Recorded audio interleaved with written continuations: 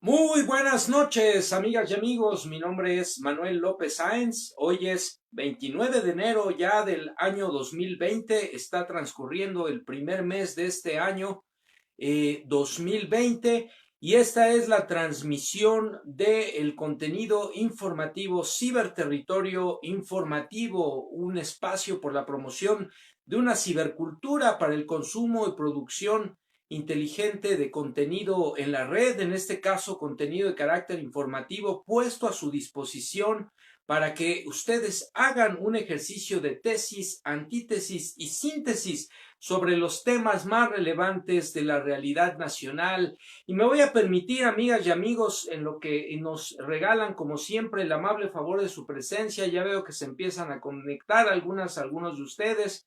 En cuanto nos aparezcan las notificaciones, mandamos los saludos correspondientes. Pero decíamos, me voy a permitir, amigas, amigos, por aquí vemos a Saraí Vargas, muy buenas noches, Ángeles Dávalos, bienvenidas, bienvenidos todos quienes nos regalen, como siempre, el amable favor de su presencia. Decíamos, me voy a permitir en esta primera parte de la transmisión comentar un poco más este ejercicio que les proponemos de tesis, antítesis y síntesis. La intención, por supuesto, es que no asumimos en este contenido que tengamos la verdad absoluta de las cosas. Por el contrario, lo que estamos tratando de ofertar con la información que se propone acá es precisamente generar un ejercicio analítico de contraste con lo que los medios tradicionales de comunicación están tratando de retratar o de vender como su verdad sobre los temas, sobre el acontecer de la realidad nacional. Esa es la intención. Y cuando hablamos de una tesis, nos referimos a un tema específico que esté llamando nuestra atención, nuestro interés. Cuando nos referimos a la antítesis de ese tema o de esa tesis, nos referimos al ejercicio precisamente de contraste que hay que hacer. ¿Quién dice qué? ¿Por qué lo dice y para qué lo dice en un sentido?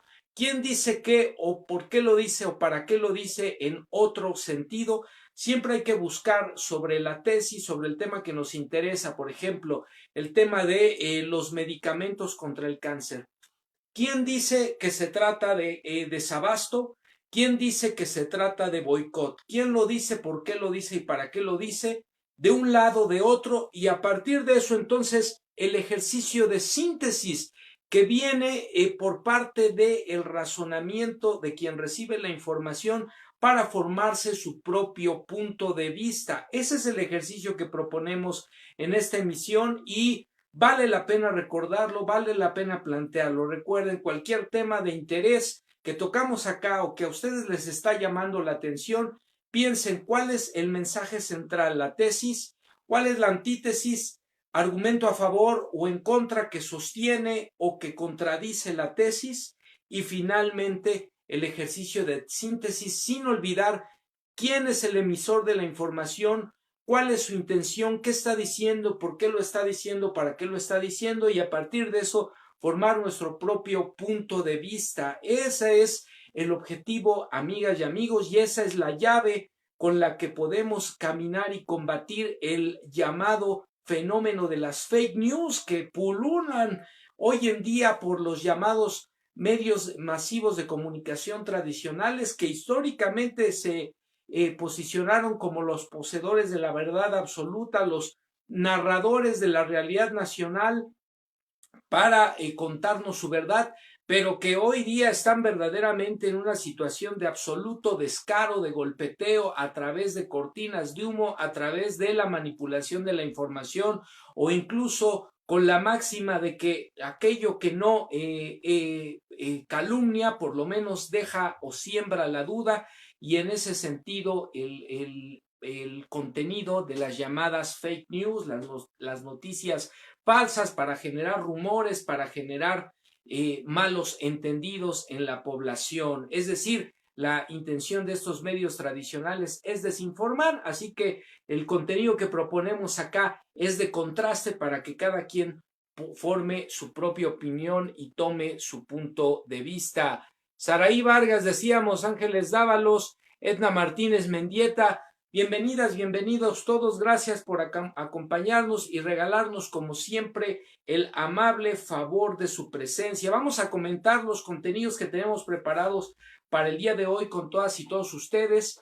El primer contenido, amigas y amigos, etiquetados con el hashtag cáncer infantil y boicot, problemas reales. Y es que en los últimos días, de hecho en los últimos meses, pero particularmente en los últimos días, en los medios masivos de comunicación se ha dado a conocer una y otra vez el tema del supuesto desabasto de medicinas en el sector salud, particularmente en el caso de los medicamentos para atender el problema del cáncer, el cáncer infantil. Y es que ya desde hace algunos meses se había manejado esta situación, pero a pesar de que efectivamente en el sector salud desde hace décadas existe falta de insumos de distinta orden, tanto medicinas como instrumental médico, incluso médicos especialistas, se carece de infraestructura. Desde hace décadas en nuestro país, lamentablemente no es un tema nuevo, pues lo cierto es que ahora lo han traído a la palestra los medios masivos, los medios tradicionales de comunicación, como una estrategia de golpeteo político, de golpeteo mediático a el actual gobierno. Y entonces esto nos pone en la necesidad de reconocer que efectivamente hay un problema de cáncer, de un problema de salud grave en nuestro país también desde hace décadas, un problema que no se atendió durante mucho tiempo, y por otro lado un tema real que es el que tiene que ver con los intereses económicos de una de las industrias, amigas y amigos,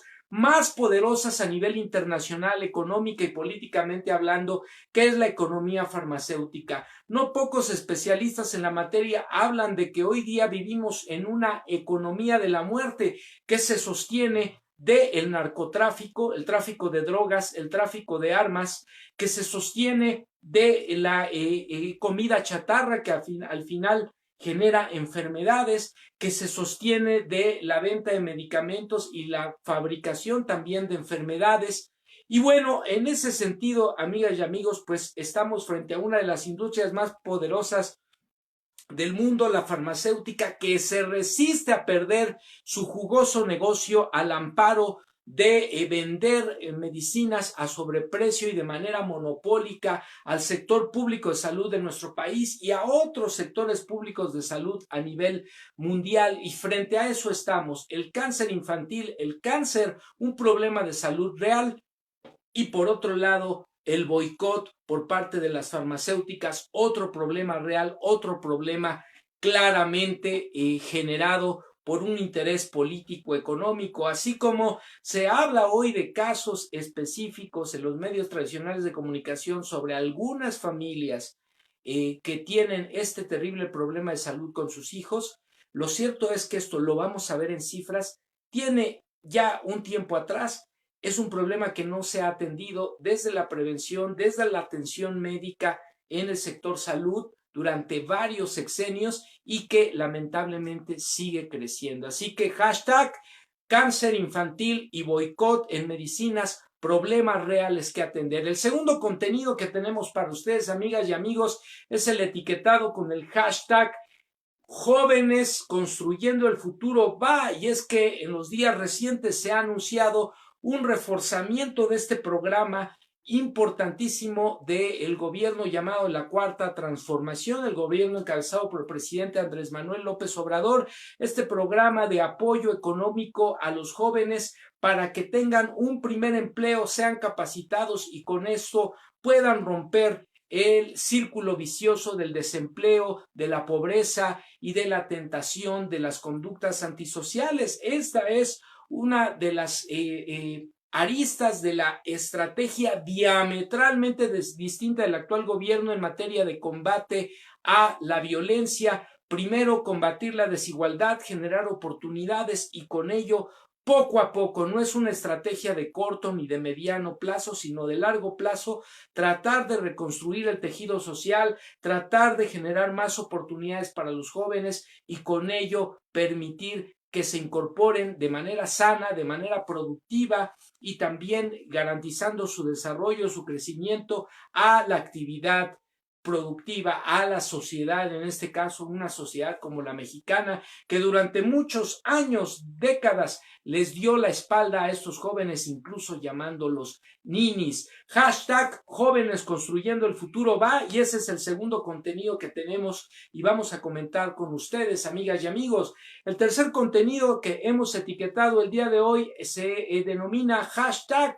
Pemex, el ave fénix de la 4T, y es que hoy en conferencia de prensa se anunció por parte del director de Pemex, Octavio Romero, el programa de rescate a la paraestatal que ya está dando resultados y que la ha sacado no solo de la bancarrota, sino que la ha convertido nuevamente en una empresa productiva que evidentemente está nuevamente dando apoyo, nuevamente generando recursos para atender las necesidades más apremiantes de la población mexicana. Se ha anunciado también un programa de apoyo a inversión tanto pública como privada en el sector energético, y esto pues es una muy buena noticia en materia de empleo, de movilización económica, de reducción de las fuentes de energía en materia de su costo, la luz, el gas, eventualmente los combustibles. Así que Pemex, el ave fénix de la 4T, está de regreso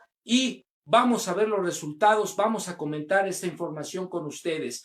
Finalmente, el cuarto contenido, amigas y amigos, etiquetado con el hashtag PRI, PAN y Movimiento Ciudadano, los reyes de la violencia en México. Y es que los índices de violencia en el país se han desatado precisamente en las entidades gobernadas por estos partidos, por el Partido Revolucionario Institucional, Partido Acción Nacional y Movimiento Ciudadano.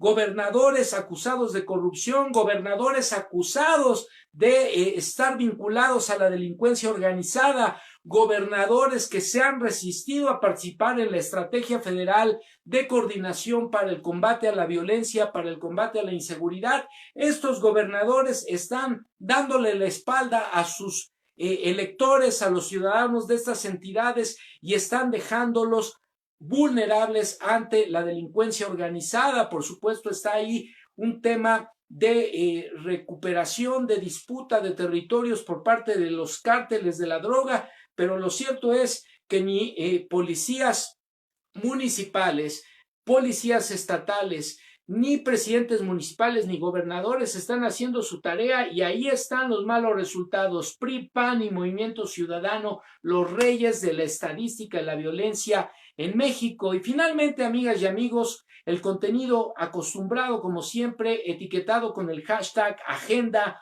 Me Canso Ganso. Así que pues vamos a comenzar la transmisión. Por supuesto, saludamos a Edna Martínez Mendieta, Adris Ramírez, Banner Retana Vaz, maestro José Luis Contreras, Moni Tusi Jackson, que se incorporan a la transmisión. Bienvenidas, bienvenidos todos. Gracias por acompañarnos y regalarnos, como siempre, el amable favor de su presencia. Así que vamos con el primer contenido, amigas y amigos. Hashtag cáncer infantil, boicot en medicinas, problemas reales. Vamos a dividir en tres momentos este contenido. Son tres fuentes de información.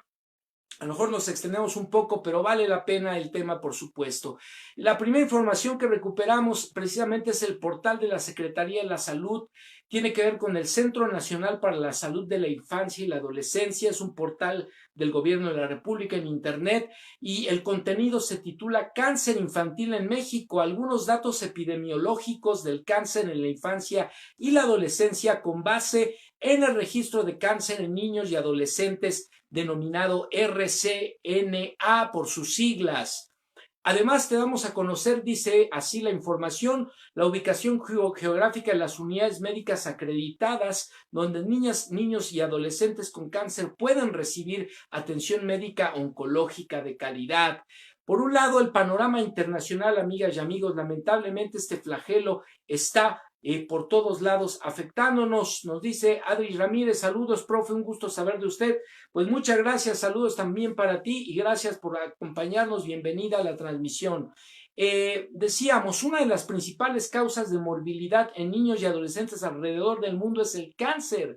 Según las últimas estimaciones hechas por Globocan 2018, cada año se diagnostican aproximadamente 18 millones de casos nuevos de cáncer en todo el mundo, de los cuales más de 200,000 ocurren en niños y adolescentes. Aunque el cáncer en la infancia y la adolescencia es poco frecuente, es un problema de salud pública, ya que es una de las principales causas de mortalidad por enfermedad en este grupo de edad, y tiene un gran impacto físico, social, psicológico y económico tanto para el paciente como para sus familiares.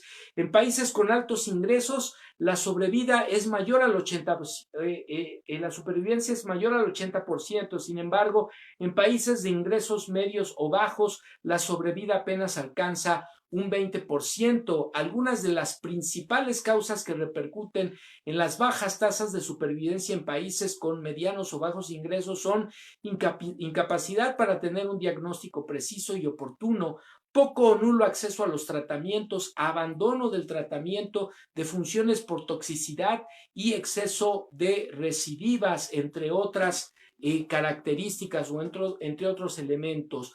En el panorama nacional, el caso mexicano, de acuerdo con las proyecciones de la población de los municipios de México 2010-2030, el Consejo Nacional de Población CONAPO hasta el 2018 señaló la población de niños y adolescentes entre 0 y 9 años, que fue de 44,697,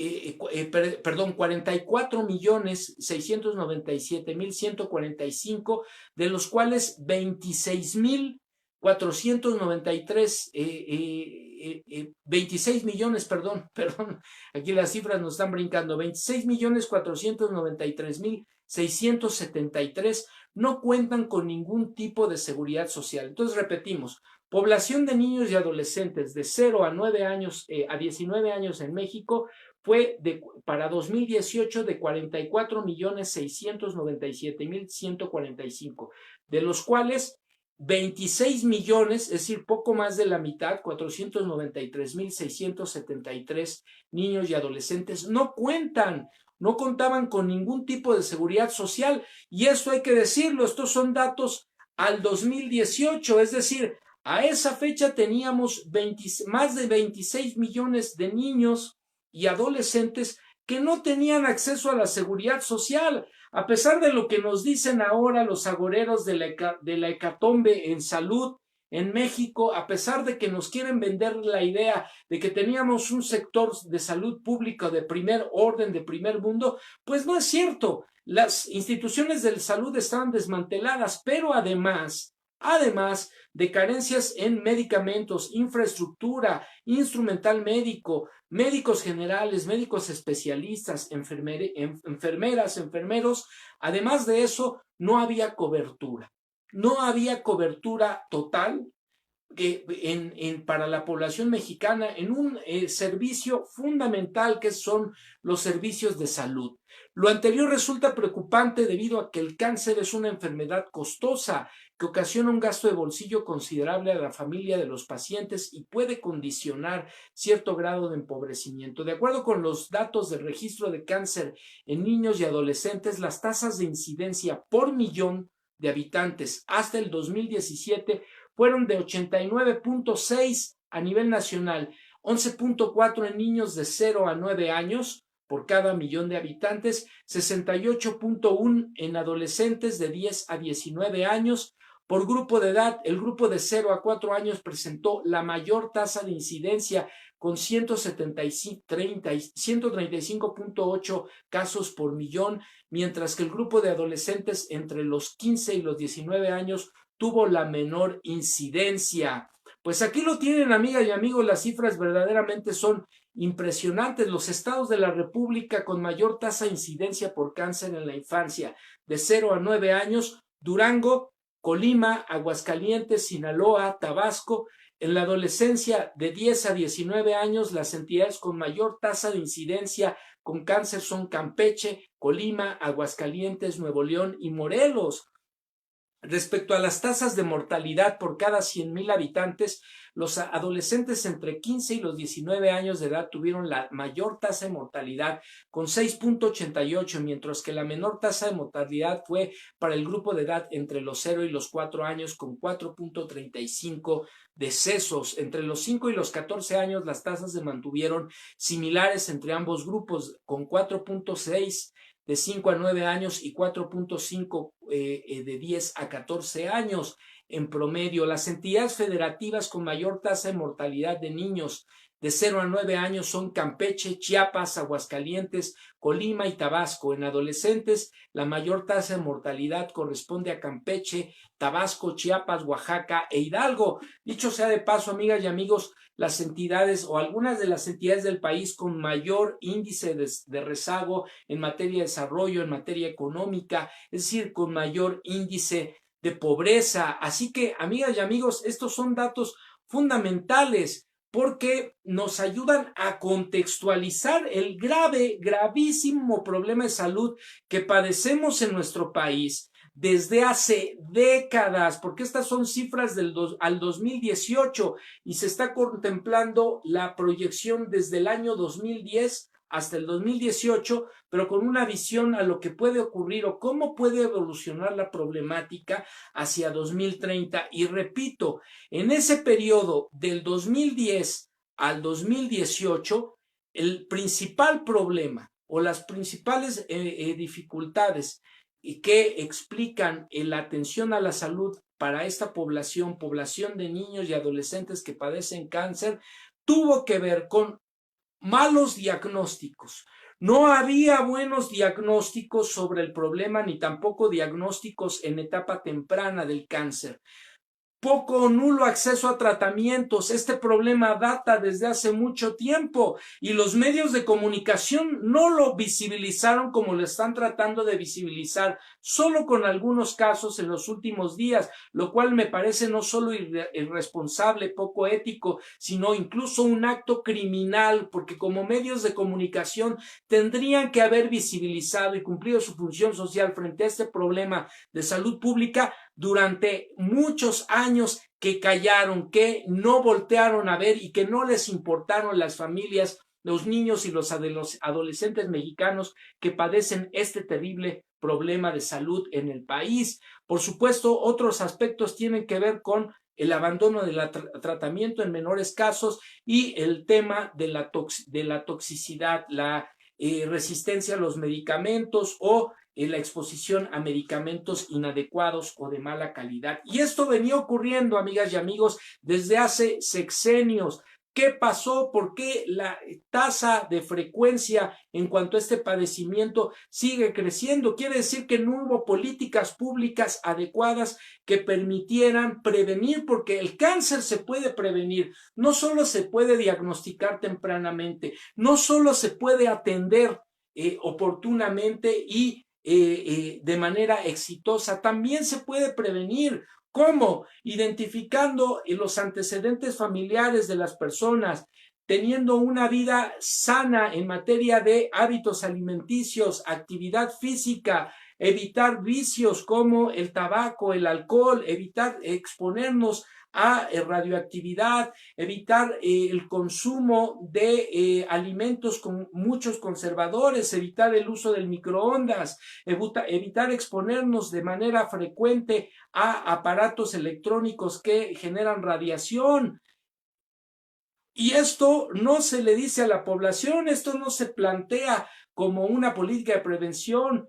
El identificar el problema de la obesidad, por ejemplo, y la diabetes, a su vez puede detonar en un problema de cáncer, y lo cierto es que no se ha prevenido a la población para que tenga hábitos de alimentación, hábitos de actividad física, para que vea cuáles son sus antecedentes hereditarios, para que se eviten prácticas de consumo que evidentemente nos exponen a sustancias tóxicas que son altamente cancerígenas, el problema del cuidado del medio ambiente, la contaminación ambiental, entre otros factores, son los que están detonando, que están impulsando el problema de salud que es el cáncer desde hace décadas. Por ejemplo, la industria de la comida rápida, que es comida de muy mala calidad, con muchos conservadores, que está siendo procesada no en términos del cuidado del consumidor, sino en términos de la cantidad y de las ganancias que le puede proveer a los propios productores de este tipo de comida chatarra. Entonces, lo que vemos aquí es que este problema viene de tiempo atrás, no se ha prevenido, no se diagnosticó en los pacientes que ya lo presentan adecuadamente, no hubo tratamientos adecuados a los pacientes que ya lo están presentando, que ya lo están desarrollando, y esto evidentemente genera una bomba de tiempo. Hoy en día en nuestro país el cáncer es la tercera causa de muerte, solo después de la diabetes, solo después de los problemas de carácter cardiovascular. Así que todo esto se puede prevenir, se puede atender oportunamente, pero hace falta también invertir en formación de médicos, de especialistas, instrumental médico, infraestructura, y esto es algo que no ocurrió en décadas. Amigas y amigos, este no es un problema de ayer, esto no es un problema del año pasado, este es un problema real, serio, preocupante, porque habla de un Estado mexicano que no se ocupó de una de sus funciones fundamentales, que es garantizar el bienestar de la población y garantizar fundamentalmente la salud. Una población sana es feliz, es productiva, puede salir adelante por sí misma. Una población enferma, a la postre, es una población que va a terminar en la pobreza, que va a terminar en la muerte, que va a terminar en sufrimiento y que no va a crecer en su conjunto como sociedad, como país. Entonces, ahí lo tienen, amigas y amigos. Por un lado, contextualizar el problema, la dimensión del problema, pero por otro lado también cifras. Ustedes pueden consultar esta primera información que estamos dando, es del portal de la Secretaría de Salud, son los datos sobre el cáncer infantil en México del Centro Nacional para la Salud de la Infancia y la Adolescencia, con base en el registro de cáncer en niños y adolescentes. Pero por otro lado, también les ponemos a su consideración un estudio del 2017 hecho en los Estados Unidos sobre el problema del cáncer infantil en México, situación actual y retos. Este es un estudio del 2017. Nuevamente están involucrados organismos internacionales y también la Secretaría de Salud, entonces, del gobierno de Enrique Peña Nieto. Y aquí ya se daban datos verdaderamente devastadores. Por ejemplo, la principal causa de muerte por enfermedad entre 5 y 14 años de edad en México fue el cáncer. De 5,000 a 6,000 casos nuevos por año hasta el 2017. Fíjense desde dónde venimos arrastrando este problema. La prevalencia es de 20,000 casos al año, 65% se diagnostican ya en etapas avanzadas de la enfermedad. La sobrevida global a 5 años es menor que el 40%, son cifras, repito, hasta 2017. Cobra esta enfermedad 2,300 vidas anuales.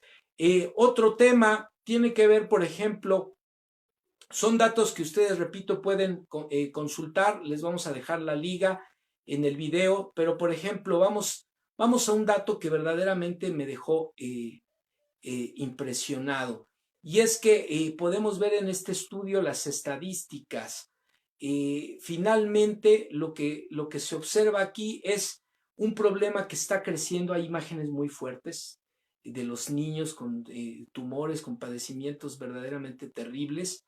Y también las cifras, el crecimiento de los casos, abandono general desde el diagnóstico en pacientes de atención local y foránea, fue creciendo los casos de manera sistemática y el abandono del tratamiento hasta en un 18%, hasta el mes de marzo en 2015, por ejemplo. Por otro lado, hay estos datos, los estoy buscando aquí porque me pareció muy, muy importante compartirlos con ustedes. Vamos acá. Dentro del resultado de los resultados de estudio, la sobrevida global a 5 años en el cáncer infantil en México de 2006 a 2015.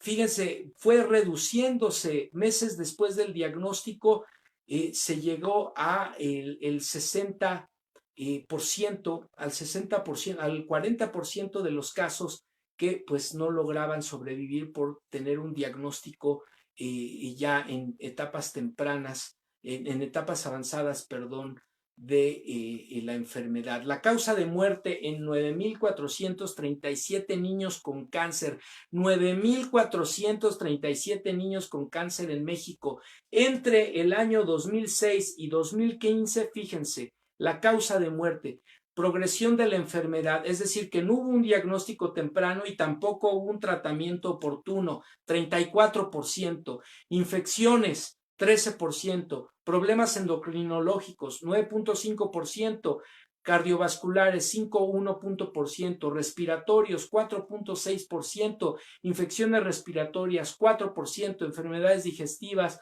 3,1%. Fíjense nada más, el 34% de los niños, de las 9,437 muertes de niños con cáncer que hubo en nuestro país entre el 2006 y el 2015, fue por progresión de la enfermedad. Repito, esto implica que no hubo un buen diagnóstico, que no hubo un buen tratamiento, que no hubo seguimiento y que ningún medio de comunicación estuvo al pendiente de estos miles de niños que murieron en la soledad, ellos y sus familias, que murieron en la soledad, ellos ante la indolencia y el abandono del Estado mexicano.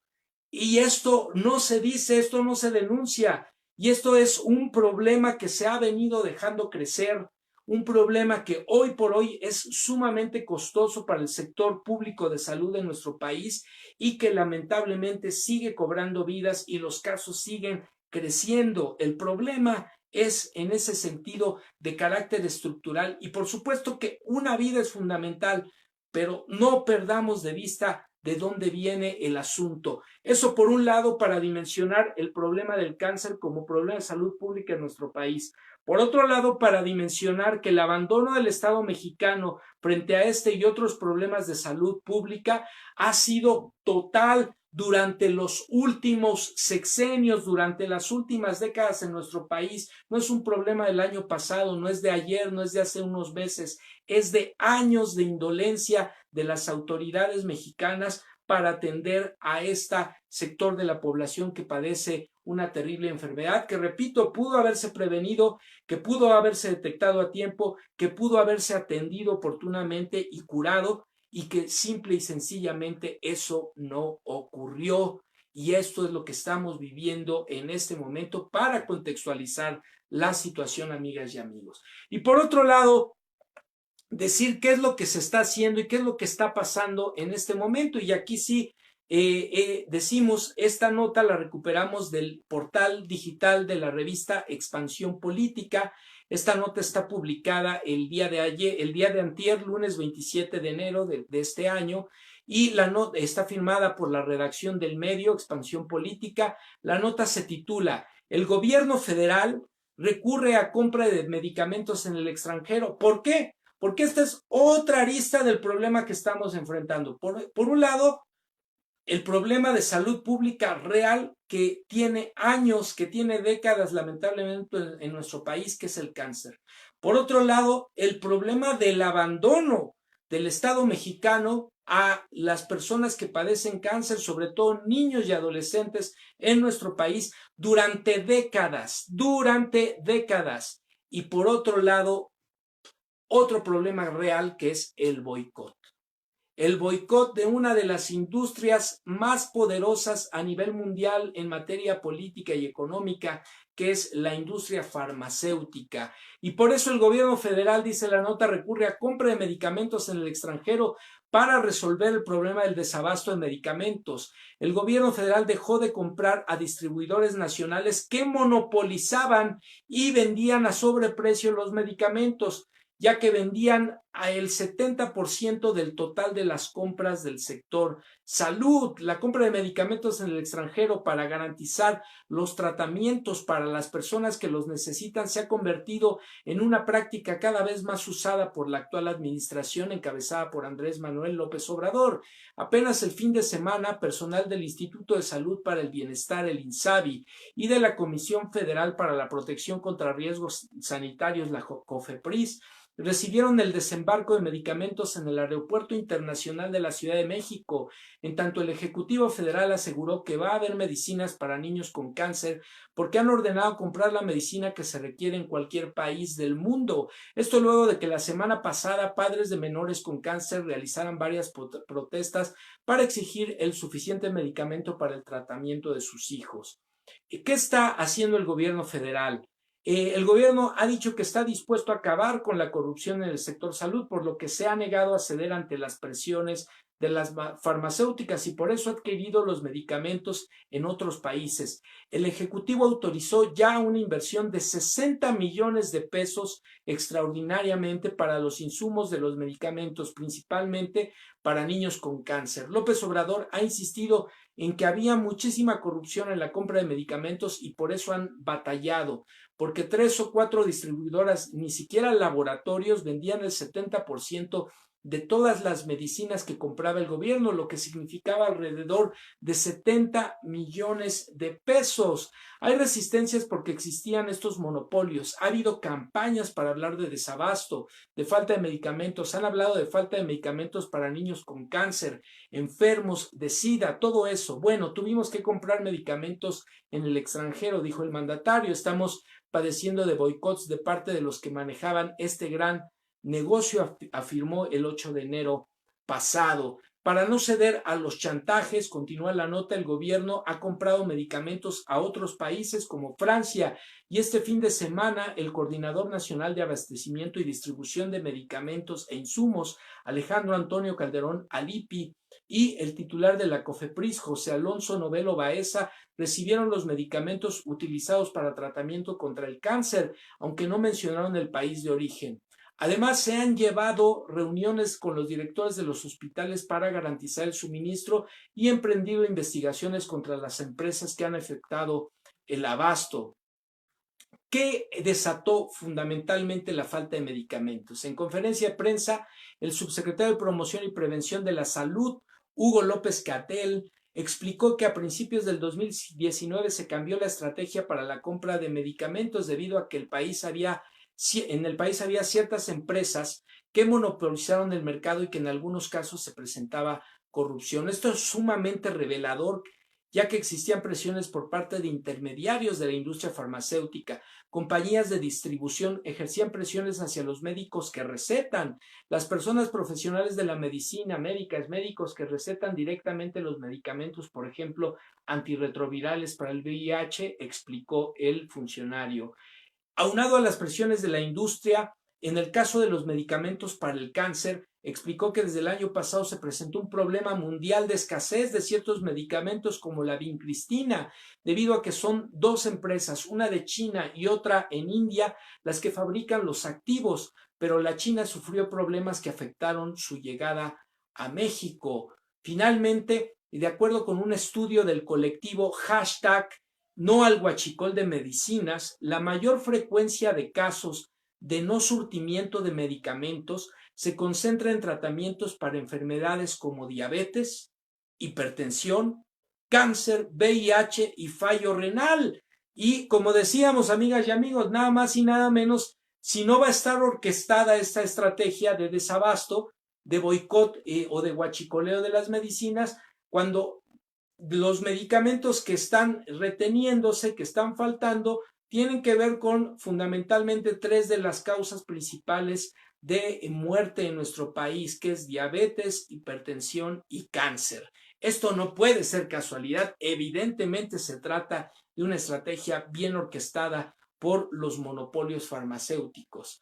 Y bueno, el diagnóstico de este colectivo No al huachicol en medicinas señala que el 48.7% de los casos corresponde al ISSSTE, el 25.1% al IMSS, el 15.9% al Seguro Popular, ahora desaparecido, y el resto a otros sistemas de salud. El mayor número de reportes recibidos se presenta en Ciudad de México, Estado de México, Veracruz y Chihuahua. Finalmente, el informe, que abarca de mayo a septiembre del 2019, plantea que las principales causas del no surtimiento son fallas en la cadena de abasto, nuevas reglas en la compra de medicamentos e insumos para la salud, casos relacionados con cadenas de corrupción, lo cual representa sugerencias por el personal de las farmacias para la adquisición de los medicamentos por fuera, la realización de estudios por cuenta propia o sustituciones terapéuticas. Pues aquí lo tienen, amigas y amigos. El problema, por supuesto, puede tener muchas otras aristas, pero aquí hay tres que no se han tocado en los medios tradicionales de comunicación. Repito, el problema de salud del cáncer, que es un problema mundial, que en nuestro país representa una de las tres principales causas de muerte, que se puede prevenir, que se puede atender, diagnosticar oportunamente, que se puede atender y que se puede curar si se diagnostica oportunamente, y que esto no ha ocurrido en el sector salud durante décadas, repito, durante décadas, porque no hay instrumental médico, no hay infraestructura, no ha habido medicinas, no hay médicos suficientes, no hay especialistas suficientes. Y esto no nos lo dicen los medios tradicionales de comunicación. La otra arista tiene que ver precisamente con la falta de políticas públicas eficaces que hayan atendido y que hayan ido disminuyendo el problema de salud que es el cáncer en nuestro país. No se hizo, no se atendió y no se disminuyó. Además, se sigue incrementando la tasa de presencia de cáncer en población infantil y adolescente. Y el tercero tiene que ver con el monopolio, el negocio de las farmacéuticas en contubernio con las autoridades de gobiernos federales y estatales, federales anteriores y estatales, incluso actuales, que pueden estar jugando con la salud de la población a cambio de jugosas ganancias monetarias. Esos son los tres aspectos que hay que considerar y hay que voltear a ver. Por supuesto hay que ver a las familias, por supuesto hay que ver a los niños, por supuesto hay que atender oportunamente a la población que padece esta terrible enfermedad. Pero, por ejemplo, hoy los medios de comunicación traen repitiendo el caso de una familia, de un padre que se va a Suiza con su hija en avión porque dice que aquí no lo atendieron. Ese caso, por cierto, se aclaró con la propia médica que atendió a la niña el 20 de noviembre, se estabilizó y los padres decidieron llevarla al extranjero porque además tienen los recursos económicos y tienen la posibilidad, porque el padre de la niña tiene doble nacionalidad, es ciudadano mexicano pero también es ciudadano suizo y puede irse a atender allá a un sistema de salud de primer mundo, como no ha sido el de nuestro país durante décadas. Esto no es de ayer, del mes pasado o del año pasado. De décadas se abandonó sistemáticamente el sector salud para eventualmente privatizarlo y condicionar a las posibilidades de pago, a las posibilidades monetarias de las familias, la posibilidad de atender una enfermedad o incluso salvar la vida. Así que vayámonos pie juntillas cuando estemos expuestos a este tipo de información y veamos el problema en toda su realidad, en su justa dimensión. Pues cerramos, nos extendimos bastante, pero el tema lo ameritaba, amigas y amigos. Cerramos este primer contenido, cerramos esta primera nota, hashtag cáncer infantil y boicot en medicinas, un problema real, pero que hay que observar y analizar en su justa dimensión. Continuamos con el siguiente contenido, amigas y amigas, etiquetado con el hashtag Jóvenes Construyendo Futuro Va. Y es que el día 24 de enero del 2020, de este año, por supuesto, el presidente Andrés Manuel López Obrador anunció que se va a fortalecer este programa, que es uno de los pilares de los programas sociales del actual gobierno, pero además que forma parte de la estrategia de combate a la violencia, porque precisamente generando oportunidades a los jóvenes es como se va paulatinamente a evitar que los jóvenes caigan en la trampa de las conductas antisociales y se sumen al crimen organizado. Pues bueno, esta nota, amigas y amigos, lo recuperamos del portal de noticias del periódico El Universal. Está firmada por el periodista Alberto Morales e Hilda Fernández, que son los corresponsales del medio, y la nota se titula AMLO anuncia aumento de beca de jóvenes construyendo el futuro, se ajusta al salario mínimo. Ramos Arizpe, Coahuila, el presidente Andrés Manuel López Obrador dio a conocer que la beca de 3,600 pesos que se otorga al programa Jóvenes Construyendo el Futuro se incrementará a 3,748 pesos mensuales, el equivalente a un salario mínimo. En la planta metalurgia de Peñoles, el presidente López Obrador hizo una evaluación a un año de la implementación del programa que beneficia a casi 1 millón de jóvenes, y el mandatario recordó que en su administración ha aumentado en 2 ocasiones el salario mínimo. El último ajuste fue del 20%, el primer ajuste fue del 16%.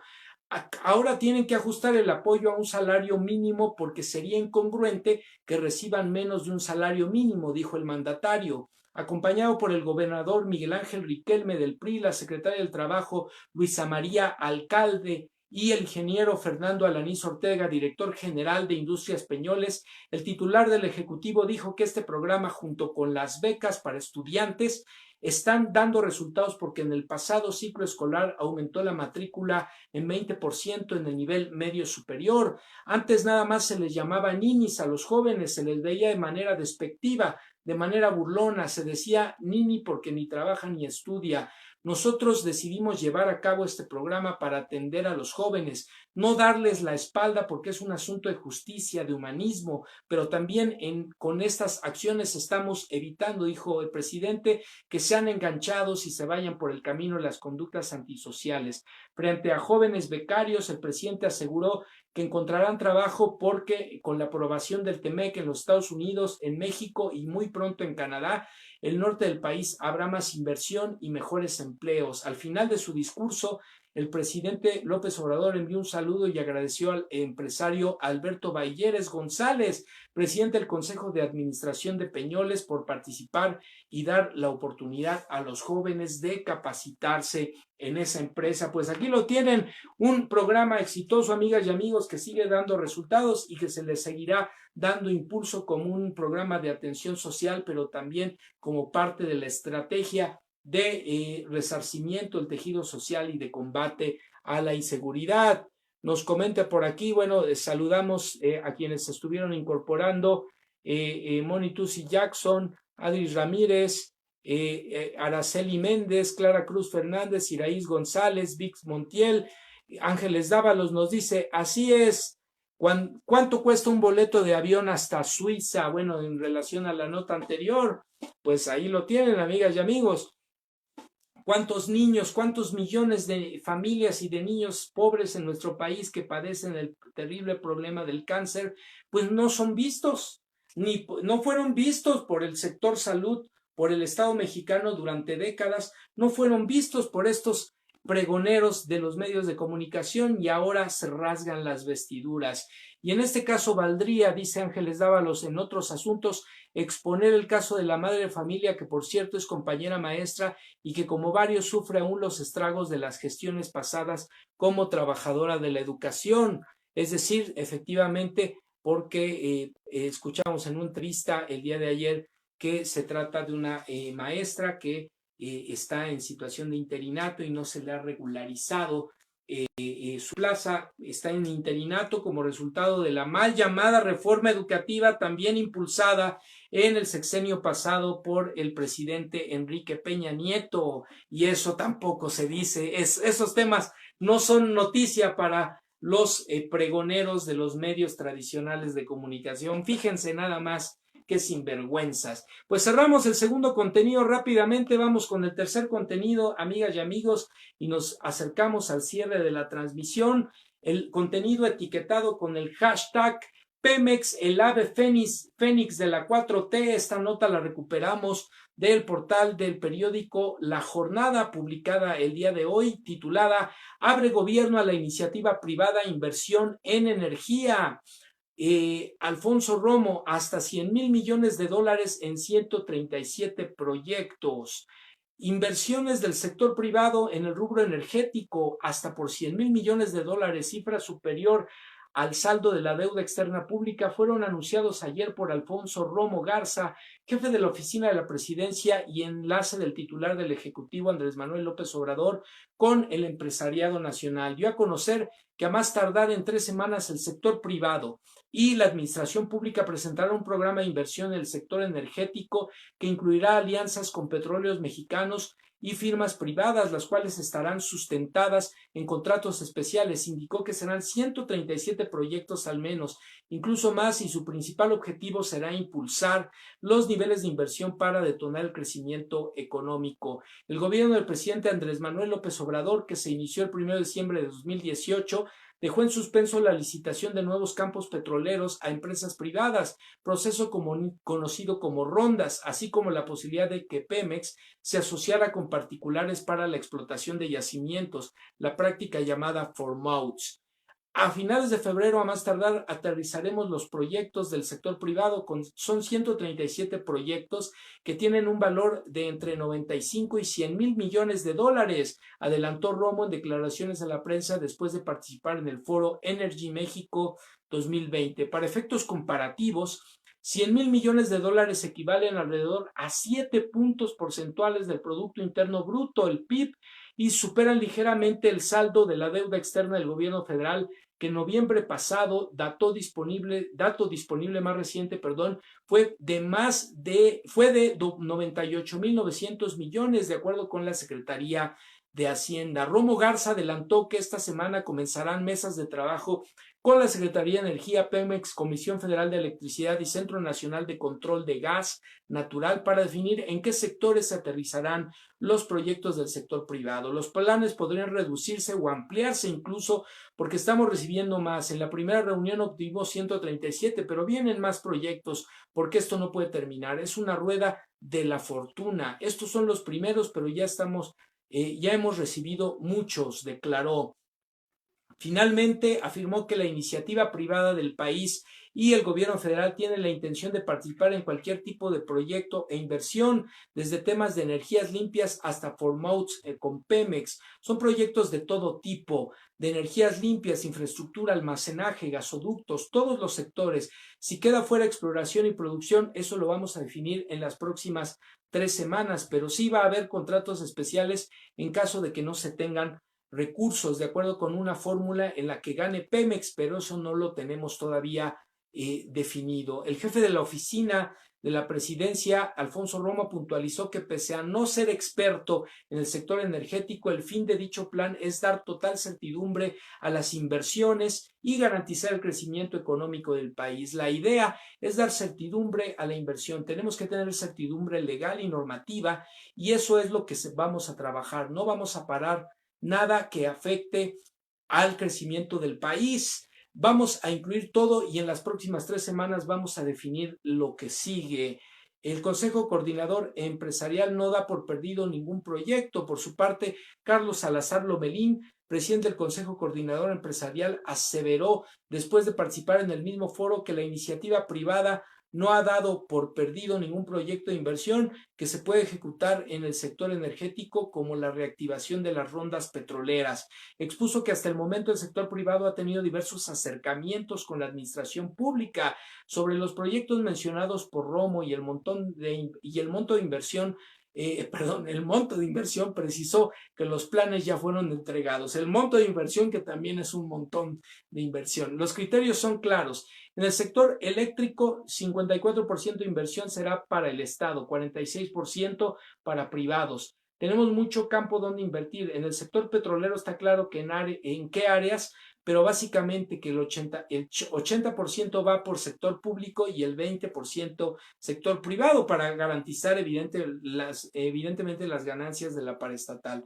Explicó que para las inversiones que se realizará dentro de Pemex, la iniciativa privada tendrá participación en las coquizadoras, plantas para transformar hidrocarburos pesados en otros más rentables, que están en las refinerías que operan en el país. Pues aquí lo tienen, amigas y amigos. No solo se han saneado las finanzas, se ha reducido la deuda de esta empresa paraestatal, sino se ha reactivado su productividad e incluso ya está en camino nuevos proyectos de inversión para seguir creciendo, para seguir invirtiendo, para reactivar las refinerías, para construir la nueva refinería y eventualmente con esto ir bajando el costo de los energéticos, el costo de la luz, del gas y por supuesto, muy importante, de las gasolinas. Hashtag Pemex, el ave fénix de la 4T. Nos decían que era la gallina de los huevos de oro que se había acabado. Pues de ninguna manera, la gallina sigue dando huevos, sigue cacareando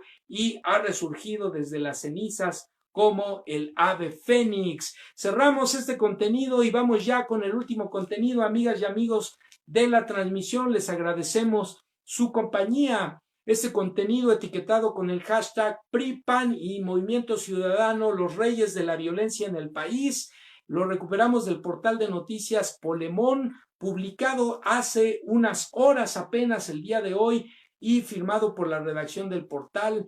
Esta nota se titula Gobiernos del PAN, PRI y Movimiento Ciudadano lideran la lista de homicidios dolosos en el país.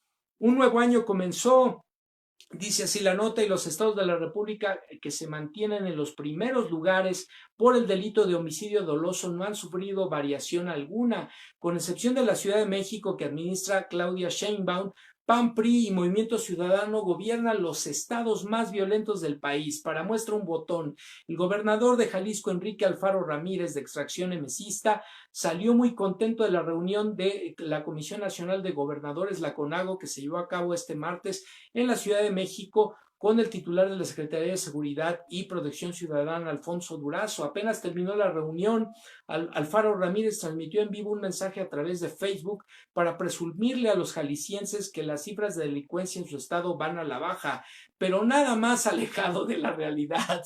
En lo que va de enero, Guanajuato, Ciudad de México, Estado de México y Jalisco vuelven a liderar la lista en materia de homicidios dolosos. Esto de acuerdo con la información del Secretariado Ejecutivo del Sistema Nacional de Seguridad Pública. Guanajuato, el estado gobernado por el panista Diego Sinué Rodríguez Vallejo, se coloca a la cabeza con 395 asesinatos. Tan solo el lunes 15 personas fueron lamentablemente ejecutadas, mientras que en el estado de Jalisco, gobernado por el emesista Enrique Alfaro Ramírez, hasta el 24 de enero de este año, el viernes pasado, se habían registrado 148 asesinatos. Por su parte, el estado de Chihuahua, gobernado por el panista Javier Corral Jurado, hasta el 29 de enero se han registrado 117 homicidios dolosos.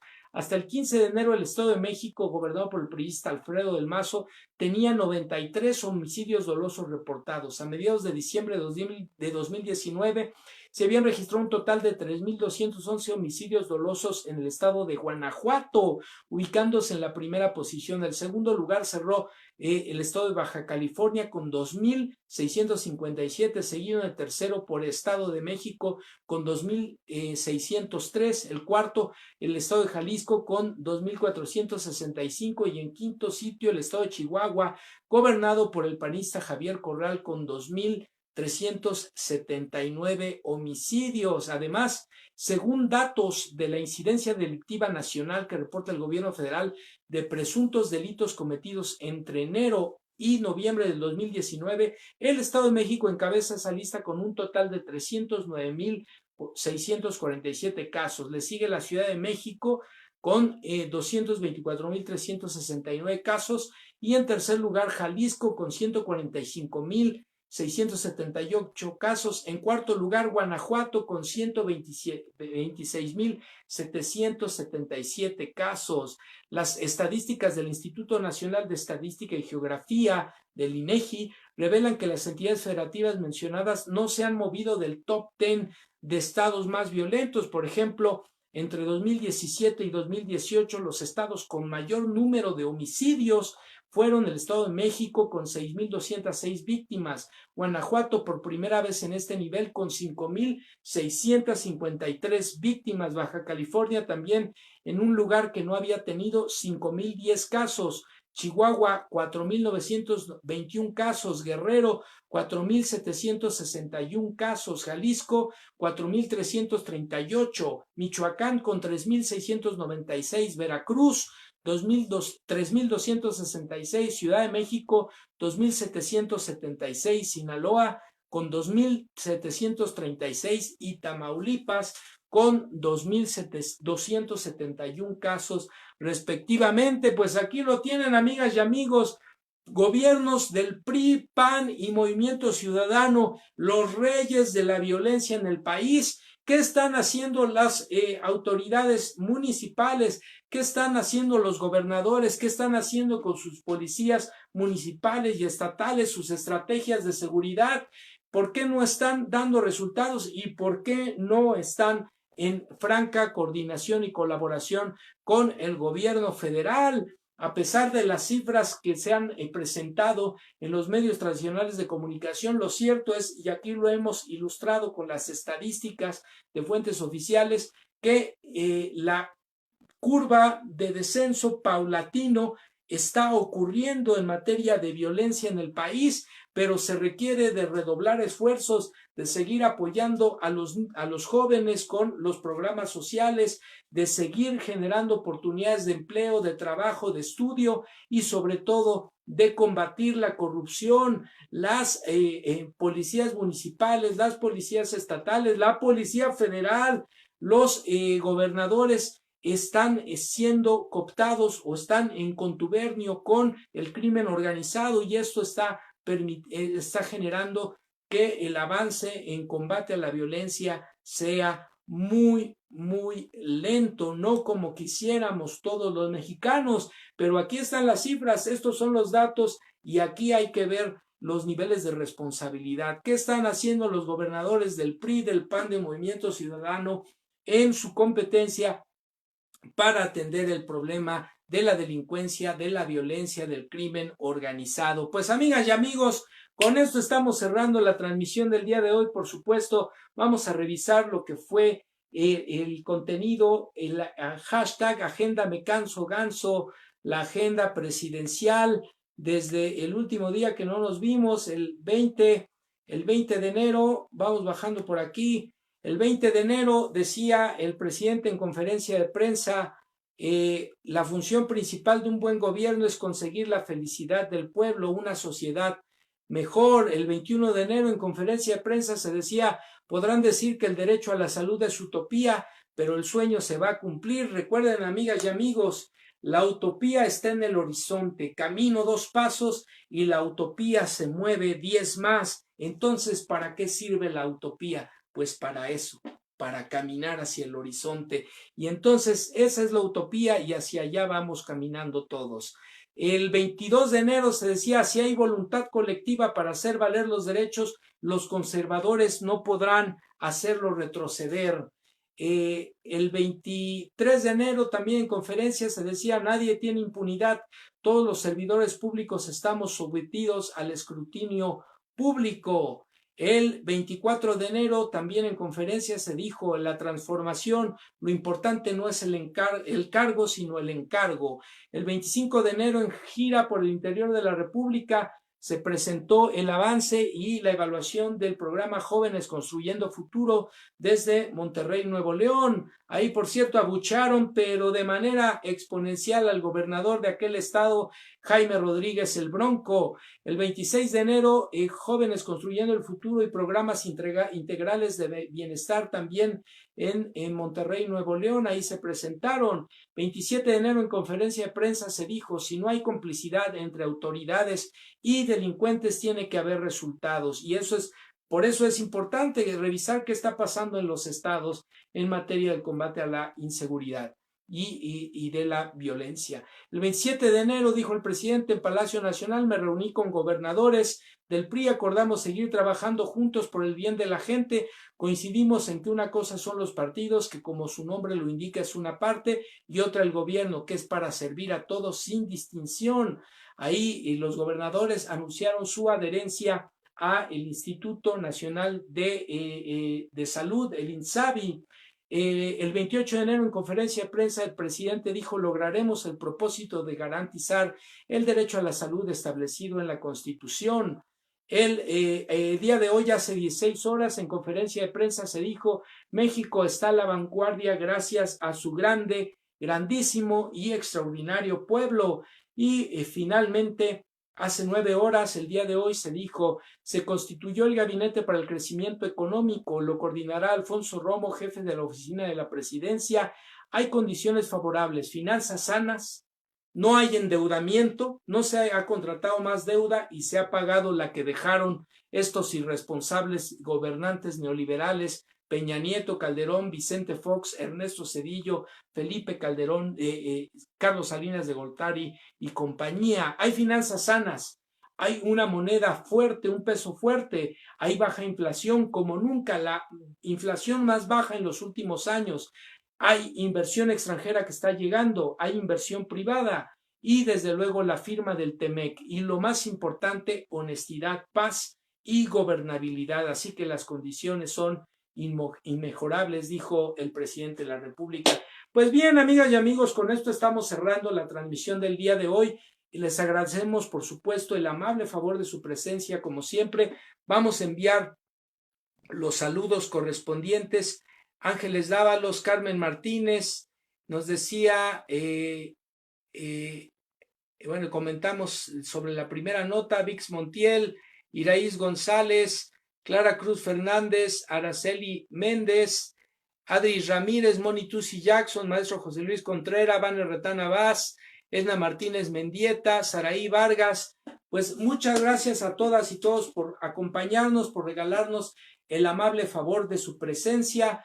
Recuerden que este contenido es un contenido de carácter informativo que promueve el consumo y producción inteligente de contenido en la red, pone contenido informativo a su disposición para que ustedes hagan un ejercicio de tesis, antítesis y síntesis sobre los temas más relevantes de la realidad nacional. El ejercicio de tesis implica identificar un tema de nuestro interés. El ejercicio de antítesis, identificar los puntos encontrados, quién dice algo a favor, quién dice algo en contra, quién dice qué, por qué lo dice, para qué lo dice, y al final tomar nuestra propia postura. Este es el contenido Ciberterritorio Informativo en su edición número 69. Ya hoy, 29 de enero del 2020, son las 11 de la noche con 5 minutos. Mi nombre es Manuel López Sáenz, me despido de ustedes y les deseo que pasen una muy buena noche, que descansen y que continúen trabajando esta semana que transcurre. Muy buenas noches, gracias a todas y todos ustedes. Les invitamos a suscribirse a nuestro canal en YouTube, Ciberterritorio Informativo Manuel López Sáenz. Denle like a los videos, compártanlos para que poco a poco lleguemos a más y más personas. Muy buenas noches, amigas y amigos, que estén muy bien. Hasta la próxima.